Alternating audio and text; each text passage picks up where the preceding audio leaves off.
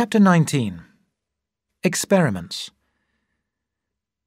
By the year 1927, opinions about Dr. Manson were rather mixed in Aberalour. His practice was not large, but all his patients had the greatest confidence in him. He rarely gave medicines, but when he did so, he gave the newest, best, and often the most expensive medicines on the market. By his use of modern medicines, Manson once prevented a serious disease from spreading through the town, although the rest of the area suffered badly.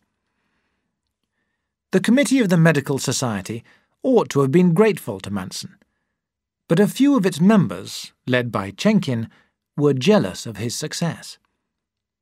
Though Manson had many friends, he also had enemies. Andrew sometimes asked himself why he and Christine had remained in Aberalour after the death of their child. His coal dust research was the only reason for staying. He could not leave the mines until he had completed that. He now had a great deal of important information about the effect of coal dust on the miners' lungs. But in order to prove his facts, he decided to do a few tests on small animals, to study the action of the dust on their lungs. Here, his real troubles began.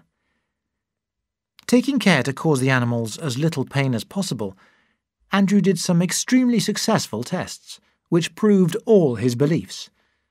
He felt proud and excited. But then, a few days later, he had a shock.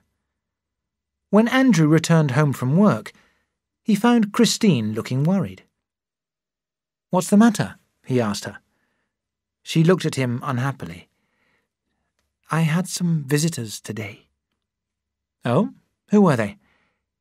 "5 members of the committee, including Chenkin. They had heard about your tests on the animals and wanted to see your workroom. I told them that you were not at home, but they pushed me out of the way and rushed into your room. When they saw what was in there, one of the men shouted, 'Oh, the poor animals!' I tried to tell them that they had not suffered, but they refused to listen. They put the animals in a bag and took them away." "What?" Andrew shouted. He thought for a minute and then went into the hall to use the telephone. But, just as he reached it, the telephone bell rang. "Hello?" he said angrily. Then his voice changed. It was Owen. "Look here, Owen. I know, Owen interrupted. "This is a bad business. I'll come along to see you now." Owen came. Before Andrew could speak, he said, "Did you get permission?" Andrew looked at him in surprise. "Permission for what?"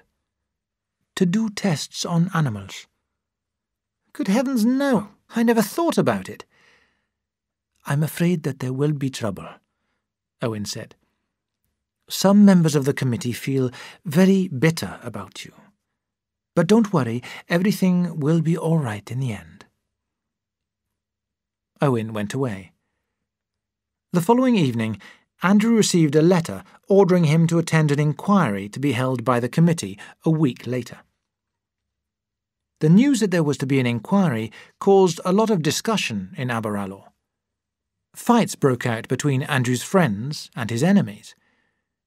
Andrew himself felt tired, angry, and worried. On Sunday afternoon, he presented himself before the committee.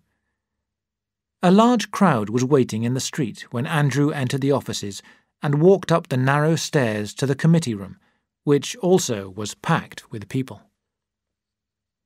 The inquiry began with an angry speech by Chenkin, who shouted that Andrew had broken the law by doing tests on animals without permission and should be reported for this crime. Here, Owen interrupted. "I must warn the committee that if we report Dr. Manson for this, the whole committee may run into trouble." "What do you mean?" Chenkin asked. "As Dr. Manson is employed by us," Owen explained, "we are responsible in law for his actions." There were cries of, Owen's right. We don't want any trouble. Never mind about the permission, then, shouted Chenkin. There are many other complaints against him.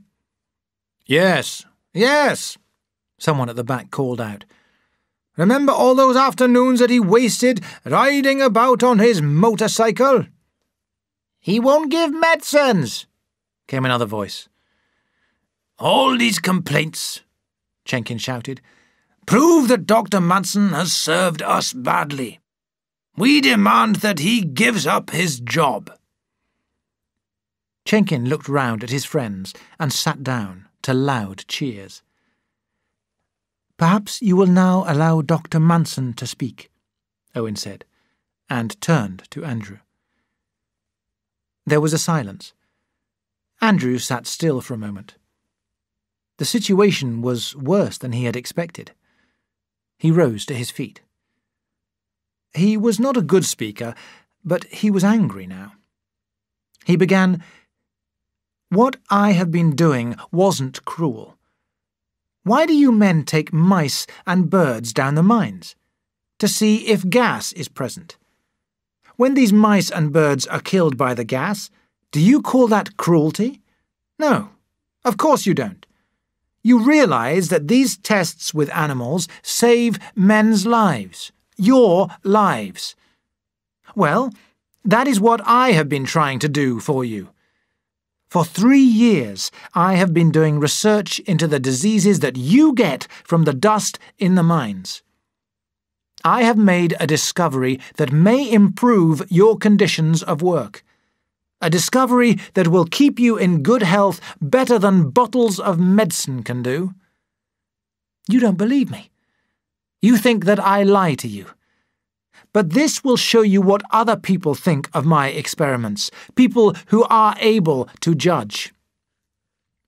He took a letter from his pocket and handed it to Owen. It was from a university in Scotland, offering him another medical degree in recognition of his important coal dust discoveries. Owen read the letter, gave a sudden smile of relief, and then passed it round to the members of the committee. After a few more remarks, he said, "Perhaps you will leave us now, Doctor, please?" When Andrew returned to the committee room, everyone, except for Chenkin, seemed to be more friendly. Owen stood up and said, "I'm glad to tell you, Dr. Manson, that the committee has decided to ask you to remain." He had won. But his victory gave Andrew no satisfaction. The committee expected him to be pleased. But instead he said, "Thank you, Mr. Owen. I'm glad that the committee wishes me to stay, but I am afraid that I cannot do so. I give the committee a month's notice from today." He spoke without feeling, and then walked out of the room. There was silence. Then Chenkin called out, "It'll be no loss." Owen now lost his temper. "Be quiet, Chenkin," he shouted. "We have lost the best man we've ever had." End of CD 2.